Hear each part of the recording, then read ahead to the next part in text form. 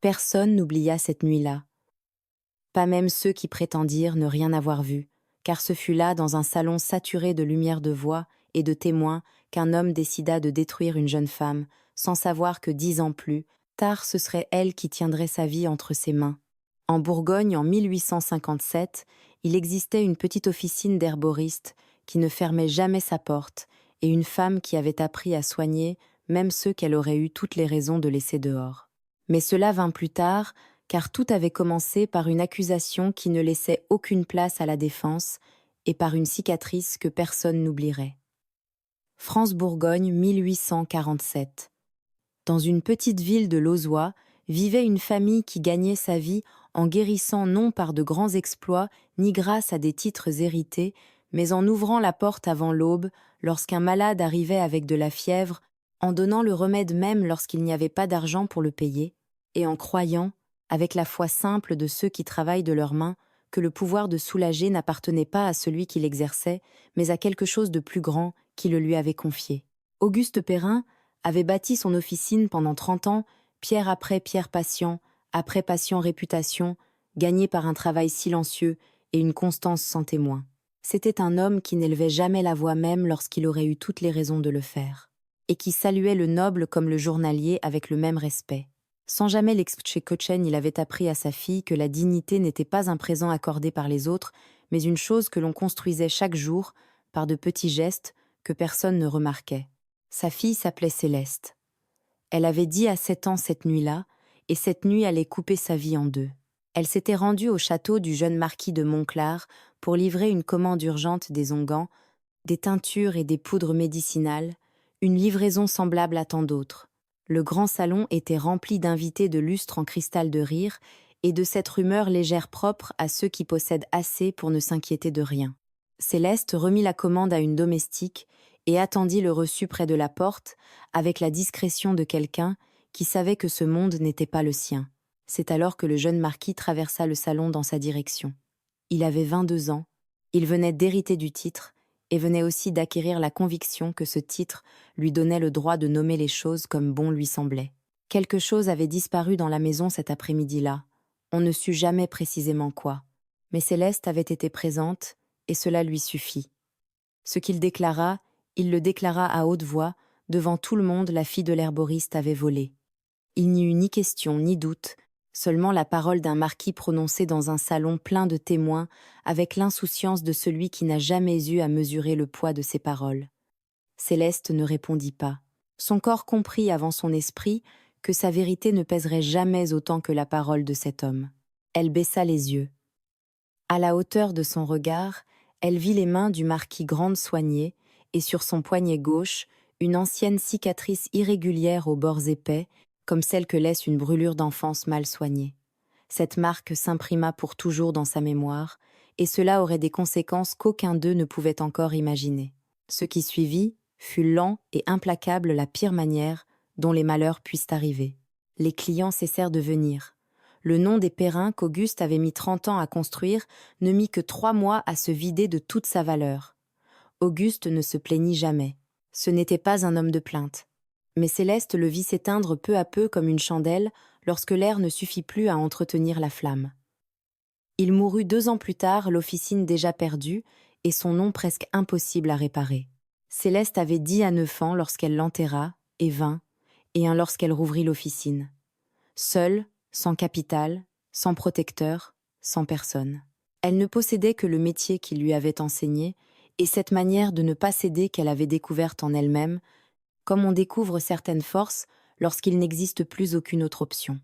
Pendant 10 ans, elle reconstruisit ce qui avait été détruit en une seule nuit patient, après patient confiance, après confiance, avec la même constance silencieuse qu'elle avait observée chez son père, et avec quelque chose de plus que lui n'avait jamais eu besoin de posséder la mémoire exacte de la raison pour laquelle elle continuait. Quant au marquis de Montclar, il disparut de sa vie comme il y était entré, sans avoir eu à subir la moindre conséquence. Ce qu'aucun des deux ne savait encore, c'est que le destin possède une manière très particulière de présenter ses comptes. Jusqu'à l'automne 1857, lorsqu'un homme poussa la porte de l'officine avec l'épaule, comme on pousse une porte dont on n'est pas certain de mériter l'ouverture, et resta debout sur le seuil avec une blessure infectée au bras, et l'apparence de quelqu'un qui avait marché plusieurs jours sans but, et sans personne. Il n'annonça ni sa venue ni son nom. Céleste le regarda et ne le reconnut pas. Comment l'aurait-elle pu 10 années s'étaient écoulées? Son œil gauche était couvert d'un bandeau de cuir et une barbe épaisse dissimulait le visage d'un homme qui ne s'était pas regardé dans un miroir depuis des semaines. Le jeune aristocrate arrogant du salon éclatant n'avait rien à voir avec cet homme qui effleurait les murs en marchant pour ne pas perdre l'équilibre. « Asseyez-vous » dit-elle en désignant le banc près de la fenêtre, puis elle commença à soigner son bras sans savoir qui il était. « Nous le savons. » Et cela allait tout changer. Durant les premières semaines, Étienne revint à l'officine avec la ponctualité silencieuse de celui qui n'a nulle part ailleurs où aller et peut être plus aucune autre raison de rester debout. Il arrivait toujours à la même heure de l'après-midi, marchant lentement dans la rue pavée, une main frôlant parfois la façade des maisons pour s'orienter. C'était un geste minuscule, presque inconscient, mais Céleste le remarqua dès le 2e jour et n'en parla pas. Le traitement progressait, l'infection reculait. Céleste nettoyait la plaie, appliquait un onguent d'arnica et de soucis, puis refaisait le bandage avec l'efficacité silencieuse du premier jour. Il se laissait soigner sans gêne et sans gratitude excessive. Il acceptait les soins, comme on accepte le temps qu'il fait. Il ne parlait pas davantage que nécessaire. Comment va la blessure? Mieux. Avez-vous dormi suffisamment? Ce que Céleste remarquait sans le chercher, c'étaient les détails, la manière dont ses mains reposaient sur ses genoux, entre deux soins, la façon dont il inclinait légèrement la tête, lorsqu'elle se déplaçait dans l'officine, suivant le bruit de ses pas, avec une attention qui ne pouvait pas être entièrement involontaire, et sa voix qui ralentissait lorsqu'il effleurait un sujet qu'il ne voulait pas achever. Ce n'étaient pas des choses qu'elle cherchait à voir. Elles venaient d'elle-même, et cela constituait déjà un signe qu'elle préférait ne pas interpréter. Le 10e jour, lorsque la plaie fut suffisamment refermée pour espacer les visites, il demanda s'il pouvait continuer à venir. « La blessure ne l'exige plus, » répondit Céleste. « Je le sais. » Elle gardait les yeux sur le rouleau de bande qu'elle rangeait. « Revenez tous les 3 jours, finit-elle par dire, afin que je m'assure qu'il n'y ait pas de rechute. Ce n'était qu'une précaution médicale. Rien de plus. » Elle se le répéta ce soir-là, mais quelque chose existait déjà, qui n'était plus exactement cela, et elle le savait. Au bout de 6 semaines, la blessure n'était guère plus qu'une cicatrice récente, et les visites étaient devenues une chose qu'aucun des deux ne nommait.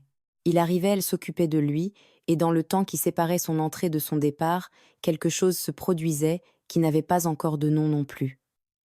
Étienne avait commencé à parler. Pas brusquement. Il déposait les choses lentement en fragments modestes, comme quelqu'un qui avait appris que les phrases entières coûtaient trop cher. Il parlait de la guerre de Crimée avec la sécheresse de celui qui porte quelque chose sans savoir où le déposer du froid des campements, de l'étrange manière dont on revient dans un lieu qui devrait être demeuré identique pour découvrir que celui qui a changé, c'est soi-même. « Autrefois, je croyais qu'avoir raison suffisait, » dit-il un après-midi. « Je pensais que lorsqu'on possédait la position et la certitude, tout le reste finissait par se ranger. La guerre vous apprend que ce n'est pas vrai. Il existe des choses que l'on fait en étant convaincu d'être dans son droit et que l'on porte ensuite d'une manière que l'on n'avait jamais imaginée. » Céleste plia le linge sans répondre, mais cette nuit-là, elle pensa à ces paroles plus longtemps qu'elle n'aurait voulu l'admettre. Un après-midi, il arriva avec un livre sous le bras ancien au coin usé et le posa sur le comptoir avant de s'asseoir. « Je l'ai trouvé à l'auberge. J'ai pensé qu'il pourrait vous intéresser. » C'était un vieux traité de botanique médicinale dont le dos se décollait. « Comment avez-vous su qu'il m'intéresserait » demanda Céleste. Il esquissa quelque chose qui n'était pas exactement un sourire, mais qui occupait le même espace sur son visage. « Les livres d'une officine n'ont pas la même odeur que ceux d'une maison, » répondit-il, « et vous portez l'odeur des deux. » Céleste regarda le livre, l'ouvrit, le referma. « Merci, dit-elle. Rien de plus. » Ce soir-là, elle le plaça sur l'étagère derrière le comptoir, là où elle le verrait chaque matin. Elle ne le rangea pas avec les autres, mais à part, et ne se demanda pas pourquoi, car elle commençait déjà à craindre la réponse. 2 mois plus tard, l'officine avait pris un rythme nouveau que Céleste n'avait jamais consciemment autorisé, mais qu'elle n'avait pas davantage su empêcher. Il arrivait, s'installait sur son banc, devenu son banc, sans que personne ne l'ait déclaré. Parfois, il parlait, parfois non. C'était une forme de confort, celui que procure la présence d'une personne qui ne demande aucun effort. Pour une femme qui avait passé 10 ans à administrer soigneusement la distance avec le monde entier, cela était plus troublant que n'importe quel conflit ouvert. Un après-midi de la fin d'août, il arriva plus tôt que d'habitude et la trouva dans la cour en train de couper de la lavande. Lorsqu'il entra, il releva la tête vers le bruit de ses pas. « C'est la sainte la lavande, dit-il. J'en coupais dans la cour. Ma mère en cultivait, répondit-il lentement, comme s'il ouvrait une porte restée longtemps fermée. Lorsque j'étais enfant, je croyais que cette odeur signifiait la même chose que le mot foyer. Céleste avait les mains posées sur le bouquet et les yeux fixés sur ses doigts. Il y avait dans cette phrase prononcée, sans calculer s'il convenait de la dire, quelque chose qui atteignit un endroit qu'elle n'avait pas surveillé. « Et maintenant » demanda-t-elle sans lever les yeux. Un silence. « Maintenant cela sent ici » répondit-il. Ni lui ni elle ne parlèrent, et le silence commença à en dire beaucoup trop. Céleste ramassa le bouquet et alla le suspendre avec des gestes ordinaires et précis, mais la température de l'air entre eux avait changé. Ils le savaient tous les deux, aucun ne le nomma, et elle ne comprenait pas encore combien ce silence allait lui coûter. Un après-midi d'octobre, alors qu'il n'était plus possible de prétendre que rien ne se passait entre eux, Étienne entra et trouva Céleste dos au comptoir occupée à classer des fioles. Il s'assit sur son banc, elle continua son travail. « Puis-je vous poser une question ? Vous le pouvez. Pourquoi avez-vous rouvert l'officine après l'avoir perdue seule sans aide ? Pourquoi n'avez-vous pas choisi autre chose ?» Céleste cessa de déplacer la fiole. Elle la garda un moment entre ses doigts sans rien en faire. « Parce que c'était la seule chose que je savais faire, » répondit-elle enfin. « Ce n'est pas une raison suffisante, dit-il doucement. Nous savons faire bien des choses que nous ne faisons jamais. » Elle se retourna et le regarda. Son œil valide était dirigé vers l'endroit où il estimait qu'elle se trouvait avec l'attention d'un homme qui écoutait réellement. « Mon père a construit cet endroit pendant 30 ans, avec un travail que personne ne voyait et que personne ne remerciait. Le fermer aurait signifié que tout cela n'avait compté pour rien. Je ne pouvais pas dire une chose pareille. »« Et cela a compté ?» demanda-t-il. Derrière la question se cachait quelque chose de plus urgent, comme si la réponse lui importait aussi pour des raisons qu'elle ne pouvait encore imaginer. « Oui, » dit-elle avec une simplicité qui n'admettait aucune discussion.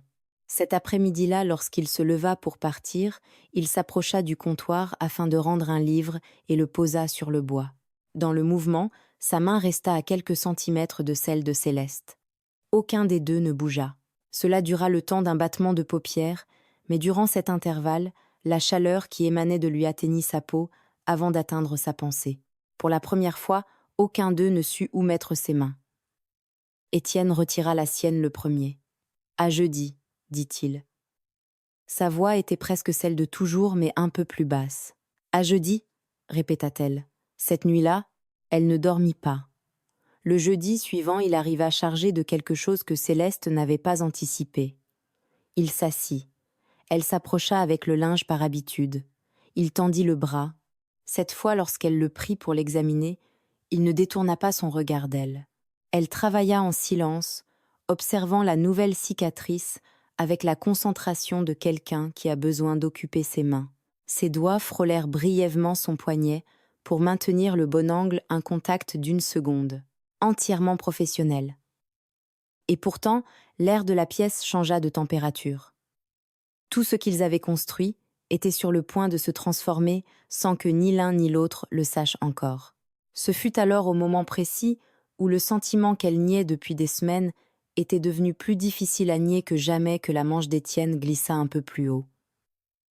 Et elle vit la cicatrice, pas la récente, l'ancienne sur le poignet gauche irrégulière aux bords épais, exactement comme celle que laisse une brûlure d'enfance mal soignée.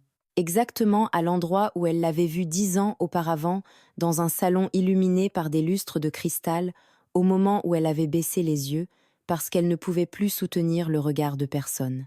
Le monde s'arrêta. Les mains de Céleste s'immobilisèrent sur son bras. Cela ne dura qu'une seconde.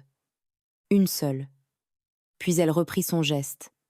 Ses mains continuèrent à travailler une fraction plus lente, une fraction plus raide, tandis qu'en elle quelque chose qui s'était construit pendant 2 mois se brisait sans bruit. Ce qu'elle ressentit n'était pas seulement de la colère. La colère seule aurait été supportable. Elle la connaissait, elle la portait depuis 10 ans. Mais ce qui l'envahit alors était de la colère mêlée à autre chose, les deux occupant le même espace dans sa poitrine impossible à séparer. Elle acheva le bandage par un nœud propre et ferme. « Je reviens dans un instant, » dit-elle. Sa voix sortit intacte, ce qui la surprit. Elle passa dans la cour. L'air d'octobre était froid et direct. Elle s'appuya contre le mur et ferma les yeux. La cicatrice. La même après 10 ans. L'homme assis sur son banc, l'homme dont elle avait soigné le bras, dont la présence avait cessé de lui coûter, dont elle avait senti la chaleur sur sa peau 5 minutes plus tôt, était le marquis de Montclar. L'homme qui avait détruit sa famille. Elle serra les mains contre ses flancs, puis une autre image surgit, lui disant que l'odeur de la lavande avait été celle du foyer, lui effleurant les murs pour ne pas se perdre. Cet homme-là était réel lui aussi, et c'était là le plus cruel, les deux hommes étaient le même. Elle pensa à son père à la porte toujours ouverte aux remèdes donnés, à l'idée que le métier de soigner ne demandait jamais qui méritait d'être soigné. Elle pouvait haïr le marquis de Montclar. Cette haine lui appartenait, et elle était légitime. Mais elle ne pouvait pas fermer la porte à cet homme sans découvrir ce qui séparait ces deux versions de la même personne. Elle décida de rester pour le comprendre. Elle rentra dans l'officine. Étienne était toujours assis exactement là où elle l'avait laissé. « Tout va bien », dit Céleste d'une voix uniforme. Il acquiesça, mais lorsqu'il se leva pour partir, il s'arrêta un instant sur le seuil. À cet instant, Céleste eut la certitude qu'il avait remarqué la différence, que quelque chose dans l'air de cet après-midi n'était plus le même. Il ne dit rien et sortit. Céleste resta seule dans son officine, l'ancienne cicatrice de nouveau, gravée dans sa mémoire, et ce sentiment sans destination occupant tout l'espace disponible. Les jours suivants furent différents. Céleste ne ferma pas la porte, mais elle rétablit la distance professionnelle des premières semaines, celle qu'elle avait abandonnée sans s'en apercevoir. Elle la reconstruisit avec soin. Voix neutre, gestes efficaces, regard posé sur la plaie, la fiole, n'importe où sauf sur lui. Étienne revint le lundi, suivant à l'heure habituelle. Elle le soigna avec une compétence irréprochable et lui demanda de revenir jeudi avec le même ton qu'elle aurait employé pour annoncer la température extérieure. Il partit, mais avant de franchir le seuil, s'arrêta un instant dos à elle. Céleste eut la certitude qu'il mesurait quelque chose qu'il avait perçu la différence. Il ne dit rien et sortit. Le jeudi fut identique, puis le lundi suivant, puis encore le jeudi. Privée de sa texture nouvelle, l'officine était devenue un lieu plus froid, non pas par la température, mais par quelque chose que Céleste reconnaissait malgré tout, car c'était exactement ce qu'elle avait ressenti pendant 10 ans avant qu'il ne franchisse le seuil, une solitude en forme d'ordre. 2 semaines plus tard, Céleste fermait l'officine à la tombée du jour lorsqu'elle entendit dans la rue des pas qu'elle reconnut avant de vouloir les reconnaître. On frappa 3 fois à la porte avec entre les coups, une pause qui n'exprimait pas l'impatience, mais ressemblait davantage à une question. Elle ouvrit. Étienne se tenait sur le seuil, le froid d'octobre derrière lui, avec une expression qu'elle ne lui avait presque jamais vue. Ce n'était pas sa réserve habituelle, mais quelque chose de plus nu, le visage d'un homme qui a pris une décision, qui sait qu'elle peut lui coûter cher et qui est venu malgré tout. « L'officine est fermée, » dit Céleste. « Je le sais. De quoi avez-vous besoin ? J'ai besoin que vous me disiez ce que j'ai fait. » Céleste ne répondit pas. « Quelque chose a changé, poursuivit-il. Je ne sais pas quoi, mais je le sens à chaque visite depuis 2 semaines. Vous avez le droit de ne rien me dire, mais je devais vous le demander. » La flamme de la bougie sur le comptoir tremblait légèrement. Céleste le regarda réellement, sans l'écran de son métier. Elle vit l'homme qui effleurait les murs pour ne pas se perdre, celui qui avait dit que l'odeur de la lavande signifiait le foyer sans calculer s'il convenait de le dire. Et superposée à lui, elle vit ce qu'elle savait depuis ce jeudi d'octobre. Les 2 hommes étaient réels présents sur ce seuil dans le froid. « Vous n'avez rien fait, » répondit-elle enfin. Étienne acquiesça lentement, recula d'un pas, puis dit quelque chose qu'elle n'attendait pas. « Ces derniers mois, ont été les premiers depuis longtemps où j'ai eu un endroit où aller. Je ne vous dis pas cela pour vous demander quoi que ce soit. Je vous le dis parce qu'il me semble que vous avez le droit de le savoir. » Puis il s'en alla. Céleste resta sur le seuil à regarder la rue sombre. Elle referma la porte, s'y adossa et pensa à son père, à la question qu'il lui aurait posée rien qu'en la regardant. « Et maintenant, que vas-tu faire de tout cela, ma fille ?» Elle n'avait pas encore de réponse, mais le lendemain matin, elle ouvrit l'officine à l'heure habituelle. Lorsqu'Étienne revint le jeudi suivant, elle ne rétablit pas entièrement la distance. C'était une trêve intérieure fragile et sans nom. Aucun des deux n'en parla, car ce qui viendrait ensuite exigerait davantage de courage que tout ce qu'ils avaient eu à affronter jusque-là. Novembre arriva avec une pluie véritable. L'officine sentait l'humidité, le romarin séché et la cire des bougies. Étienne vint un mardi qui n'était pas son jour.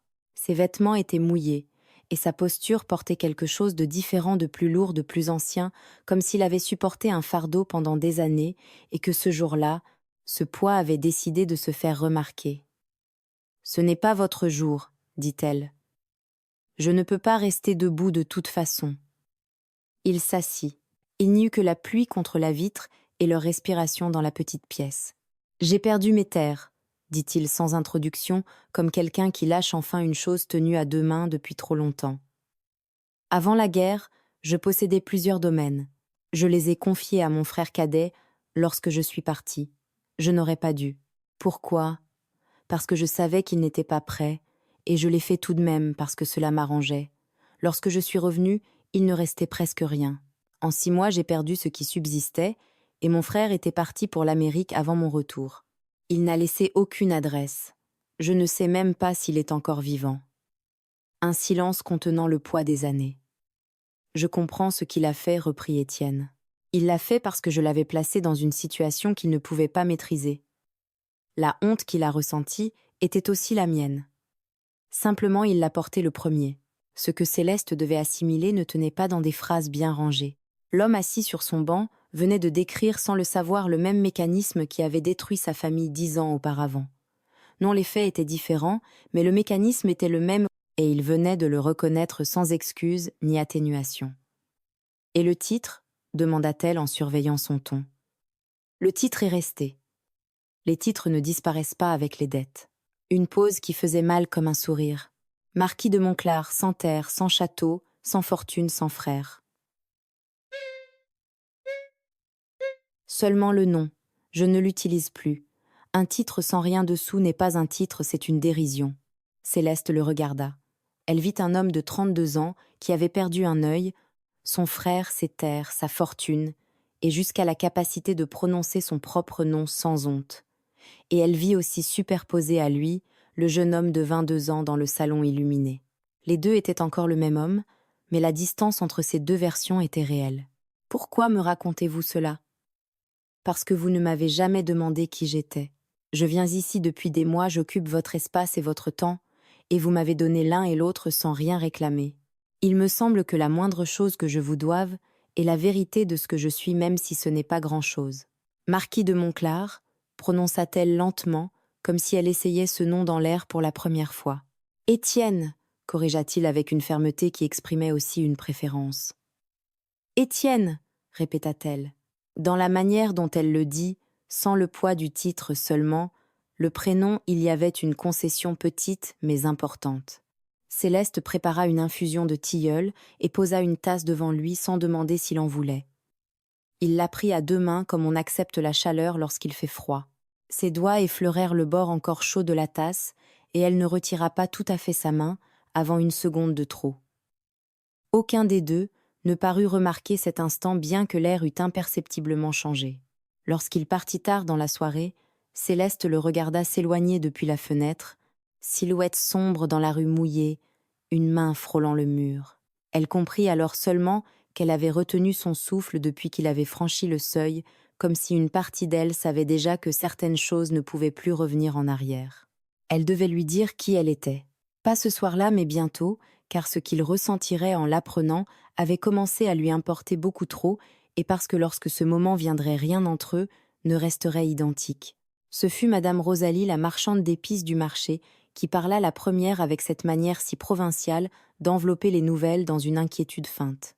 On raconte que l'homme que vous soignez est le marquis de Montclar. Le saviez-vous? Je soigne mes patients, répondit Céleste. Je n'enquête pas sur leur nom. Madame Rosalie repartit, mais Céleste savait ce que signifiait cette visite. Dans une ville de cette taille, une conversation tenue dans une officine devenait avant midi une conversation tenue partout. Au cours des jours suivants, 3 autres personnes vinrent lui présenter des variantes du même sujet. La veuve d'un négociant lui rappela avec une bienveillance empoisonnée que la réputation d'un commerce dépendait de celle de ceux qui le fréquentaient.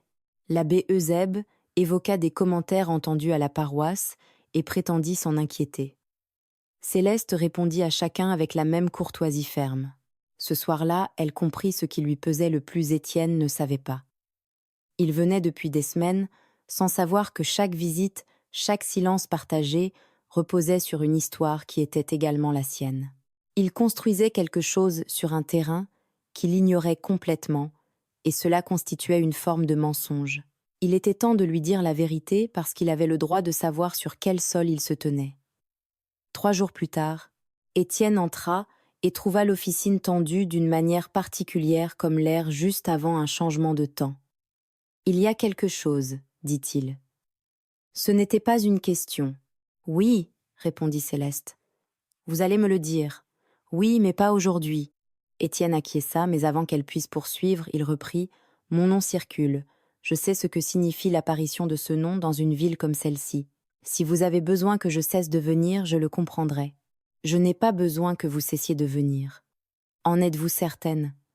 Oui, mais il y a quelque chose que vous devez savoir, quelque chose que j'aurais dû vous dire plus tôt. Je vous demande encore quelques jours. » Étienne acquiesça, puis s'approcha davantage du comptoir que d'habitude et posa les mains sur le bois devant elle, à quelques centimètres des siennes. Céleste ne recula pas et n'avança pas. Elle sentit sa chaleur à cette courte distance, la présence concrète d'un homme qui n'avait pas besoin de parler pour occuper l'espace et dut soutenir son regard par un effort qu'il ne pouvait pas voir. « Céleste, dit-il. » Seulement son prénom avec cette voix basse et sans protection qui était la plus honnête de toutes. « Quoi que ce soit, je veux que vous sachiez que je ne partirai pas. » Ce n'était pas une promesse romantique, mais une information donnée avec la même précision sèche qu'il employait pour toutes les choses vraies. « D'accord, répondit-elle. »« À jeudi, dit-il. »« À jeudi, répondit-elle, et elle sut qu'elle lui dirait tout ce jeudi-là. Le jeudi se leva sous un ciel dégagé pour la première fois depuis plusieurs semaines, avec cette clarté hivernale que prend la Bourgogne, lorsque le froid décide d'être honnête la lumière, entrant directement par la fenêtre sans laisser d'ombre où se cacher. Céleste l'entendit avant de le voir. La porte s'ouvrit, Étienne entra et s'orienta dans la pièce par ce petit mouvement de tête devenu familier. Il resta debout près de l'entrée. « Je suis venu, dit-il. »« Je le sais, répondit-elle. » Il s'approcha du comptoir. Il n'alla pas jusqu'au banc, mais demeura face à elle. Céleste regarda ses propres mains posées sur le bois, ses mains qui avaient soigné sa blessure, et s'étaient arrêtées sur son poignet le jour de la cicatrice. Cela a commencé il y a 10 ans. Mon père tenait une officine dans cette ville. Il avait bâti 30 années de réputation grâce à un travail que personne ne voyait. C'était un homme bon, le genre d'homme qui n'élève pas la voix même lorsqu'il a raison et qui donne le remède même lorsqu'on ne peut pas le payer. Étienne l'écoutait avec cette attention totale qui lui appartenait sans bouger. Un soir, mon père m'a envoyé livrer une commande dans la demeure d'un jeune marquis qui venait d'hériter de son titre. J'avais 10 à 7 ans. Le salon était plein de monde. J'ai remis la commande et attendu le reçu près de la porte. Puis le marquis a traversé la pièce et a déclaré devant tous que j'avais volé. Un silence. Ce n'était pas vrai. Mais il est devenu évident que sa parole pesait davantage que la mienne et qu'un salon rempli de témoins suffit à détruire le nom d'une famille dans une petite ville. Étienne avait cessé de respirer d'une manière perceptible. Mon père a perdu ses clients en 3 mois. Il a perdu son commerce. Il a perdu la santé. Il est mort 2 ans plus tard. J'avais 10 à 9 ans lorsque je l'ai enterré et 20, et 1 lorsque j'ai rouvert cet endroit. Seul sans capital, sans personne. Le silence devint encore plus dense. Le marquis s'appelait Étienne de Monclar, dit-elle. Elle laissa les mots là, sans ornement, ni accusation supplémentaire, seuls, avec leur poids exact. Ce qui suivit fut le silence le plus long que l'officier n'eût jamais contenu. Lorsqu'il parla, sa voix n'était semblable à aucune de celles qu'elle lui connaissait. Elle était plus petite, plus vulnérable. Vous le saviez. Ce n'était pas une question. Depuis le jour où j'ai vu la cicatrice, en octobre, et vous avez continué à me soigner. Oui. Pourquoi? Parce qu'il y avait une blessure et que je savais la soigner. Parce que mon père m'a appris que c'était une raison suffisante. Une pause. Et parce que je voulais savoir si l'homme que j'avais devant moi était celui qui avait détruit ma famille, ou si la guerre et les années avaient fait de lui quelqu'un de différent. Et demanda-t-il d'une voix très basse, comme s'il craignait la réponse tout en ayant besoin. Céleste le regarda. Ce n'est pas le même homme. 3 mots sans embellissement. Ce n'était pas une absolution. C'était la vérité de ce qu'elle avait observé pendant des mois, avec la même précision qu'elle mettait dans tout le reste. Quelque chose se produisit dans la posture d'Étienne, quelque chose que Céleste n'avait vu que très rarement chez un être humain, la reddition de celui qui a soutenu un poids de toutes ses forces et découvre soudain qu'il n'est plus obligé de le soutenir seul. J'ai passé 10 ans à être le genre d'homme qui agit sans demander, sans mesurer, sans voir ce qu'il laisse derrière lui. Je l'ai fait avec vous, je l'ai fait avec mon frère. Il reprit son souffle. Et il se trouve que la seule personne au monde qui avait le plus de raison de me fermer sa porte est celle qui me l'a ouverte. Il s'interrompit. Lorsqu'il reparla, sa voix était presque inaudible. J'aurais dû vous poser la question avant de vous accuser. C'était une phrase qu'un homme de son rang dans ce monde-là n'était jamais obligé de prononcer. Céleste ne répondit pas.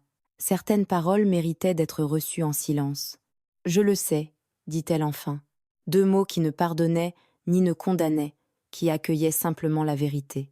Alors, sans que l'un ou l'autre l'eût prévu, Étienne posa ses 2 mains sur le comptoir et baissa la tête non pas de honte, mais dans un geste proche de celui d'un homme qui dépose enfin un fardeau porté trop longtemps, sur quelque chose capable de le soutenir. Céleste regarda ses mains la cicatrice sur le poignet gauche, la même qu'autrefois, qui n'était plus un piège, mais simplement une partie de lui. Sans réfléchir, elle posa sa main sur la sienne. Un instant seulement le temps d'un battement de paupières, mais cela suffit. Il releva la tête et la chercha de son œil valide. « J'ai dit que je ne partirais pas. Je m'en souviens. Cela tient toujours. » Dans la question se trouvait aussi une offre, non pas celle d'oublier ou d'effacer, mais celle de rester avec tout ce qui existait entre eux, qui était considérable et nullement simple, puis de travailler avec cette vérité. Céleste pensa à son père aux 10 années de travail silencieux qui avaient produit exactement ceci, un lieu assez solide pour prendre des décisions coûteuses. « Cela tient toujours, » répondit-elle. La lumière d'hiver continuait d'entrer droite par la fenêtre, et dans cette petite officine bourguignonne avec le froid dehors, l'odeur du romarin, à l'intérieur la cicatrice au poignet d'Étienne et la main de Céleste, sur le comptoir. Quelque chose qui avait été brisé pendant 10 ans ne se referma pas entièrement. Ces choses ne se referment jamais tout à fait.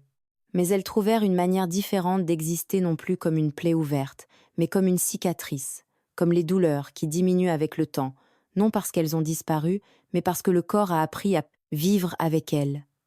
Le printemps arriva lentement en Bourgogne, avec cette prudence particulière que possède la vie lorsqu'elle revient après avoir été absente. Étienne ne partit pas.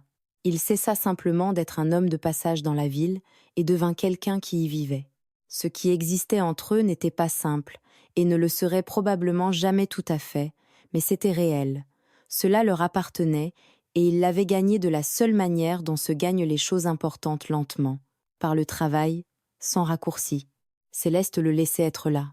Laisser demeurer près d'elle quelqu'un qui avait occupé pendant 10 ans la place du mal exigeait une décision qui ne se prenait pas une seule fois, mais chaque matin, chaque fois qu'il franchissait le seuil et qu'elle choisissait de ne pas fermer la porte.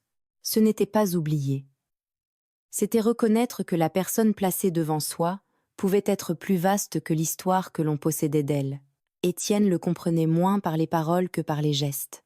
Le volet de la fenêtre qui fermait mal depuis des mois apparut réparé sans qu'il annonçât son intention de s'en charger.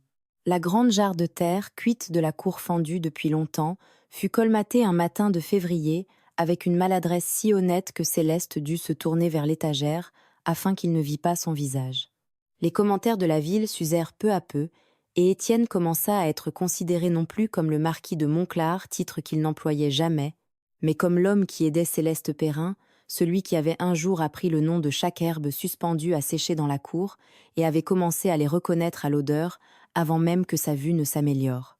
Céleste découvrit ce dernier détail un matin de mars, lorsqu'il entra dans la cour pendant qu'elle coupait de la lavande, et dit, sans se retourner, « lavande », avec le naturel de quelqu'un qui prononce le nom d'une chose devenue familière. Elle ne répondit pas et continua de couper, mais cet après-midi-là, elle plaça le bouquet sur l'étagère, la plus proche de son banc là, où le parfum l'atteindrait davantage. Il ne fit aucun commentaire, mais lors de la visite suivante, il arriva un peu plus tôt. En entrant, il plissa légèrement son œil valide vers l'étagère et s'assit avec quelque chose qui n'était pas exactement un sourire, mais qui occupait le même espace. Ainsi, allaient les choses entre eux lentes, sans grand geste, construites avec les matériaux dont ils disposaient imparfaits chargés d'histoire et qui servaient malgré tout parce qu'ils avaient décidé qu'ils serviraient. Un après-midi d'avril céleste se tenait sur la pointe des pieds pour atteindre la dernière fiole de l'étagère supérieure avec cette concentration obstinée propre à ceux qui refusent de demander de l'aide. Étienne s'approcha sans parler. Il étendit le bras, celui qui portait la cicatrice, laquelle n'était plus un piège, mais simplement une partie de lui, et saisit la fiole sans effort. Leurs mains se rencontrèrent sur le verre froid, et aucun des deux ne bougea. Dans ce silence, quelque chose qui attendait son heure depuis des mois décida enfin que le moment était venu. La lumière d'avril entrait horizontalement sur eux, sur leurs mains jointes, sur l'espace qui les séparait, et qui soudain était moindre qu'auparavant. Céleste sentit la chaleur qui émanait de lui, et la présence concrète et indiscutable de quelqu'un qui n'était plus un patient, ni un étranger, ni l'homme du mal ancien, mais simplement cet homme-là ici et maintenant. Il ne recula pas. Elle non plus. « Céleste », dit-il, seulement son prénom avec cette voix sans protection qui était la plus honnête de toutes. « Je sais », répondit-elle. Ce qui se passa ensuite leur appartient. Ce fut silencieux ferme et exactement proportionné à tout ce qui avait précédé. L'officine des Perrin continua d'ouvrir chaque matin à la même heure, mais le banc près de la fenêtre ne resta plus jamais vide l'après-midi. Et alors que tout semblait enfin trouver sa place, survint une chose qu'aucun des deux n'attendait. La lettre arriva un matin de mai. Étienne se trouvait dans la cour aidant Céleste à repiquer du thym lorsqu'elle l'appela depuis l'intérieur. L'enveloppe ne portait aucun nom d'expéditeur clairement identifiable. Lorsqu'il la vit, il s'immobilisa sur le seuil, les mains encore couvertes de terre et le corps figé d'une manière particulière. Céleste lui tendit l'enveloppe sans parler.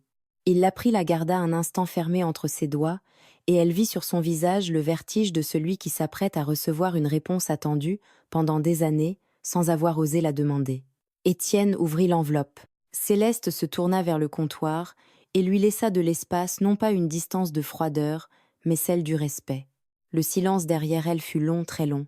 Puis, elle entendit un son qu'elle mit un instant à reconnaître, parce qu'Étienne ne l'avait jamais produit devant elle, le souffle d'un homme qui respire réellement pour la première fois depuis longtemps profond, irrégulier, comme celui qui retenait quelque chose, sans le savoir, et découvre soudain qu'il n'en a plus besoin. Lorsqu'il parla, sa voix était plus simple que toutes celles qu'elle lui connaissait. Il est vivant. Céleste se retourna. Il tenait la lettre dans sa main, et son œil valide brillait de quelque chose qui n'était pas exactement des larmes, mais qui occupait le même endroit dans le corps. La terre de la cour maculait encore ses doigts. Il est à Buenos Aires, poursuivit-il. Il tient une petite boutique.